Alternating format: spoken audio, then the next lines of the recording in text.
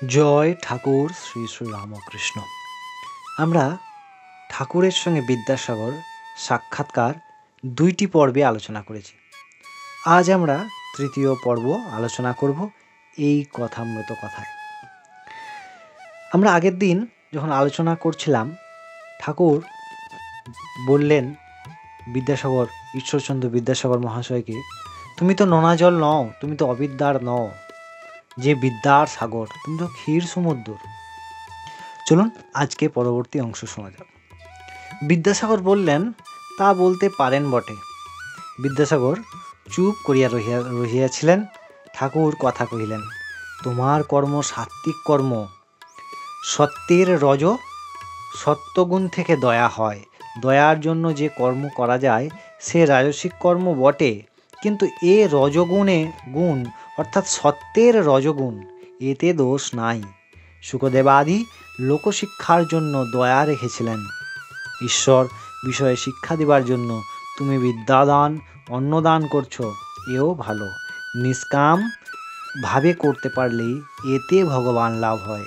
কেউ করে নামের জন্য, পুণ্যের জন্য, তাদের কর্ম নিষ্কাম নয়। আর সিদ্ধ তো তুমি আছোই। বিদ্যাসাগর বলছেন, মহাশয় কেমন করে?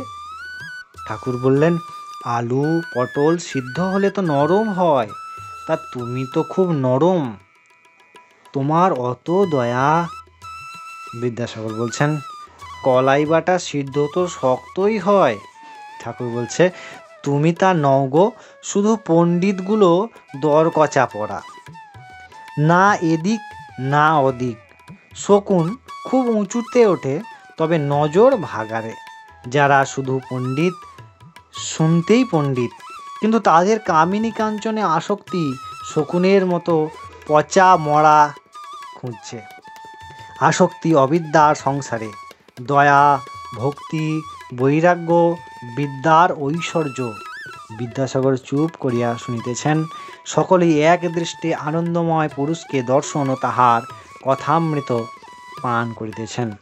আমরা এই প্রসঙ্গ আজকে করলাম।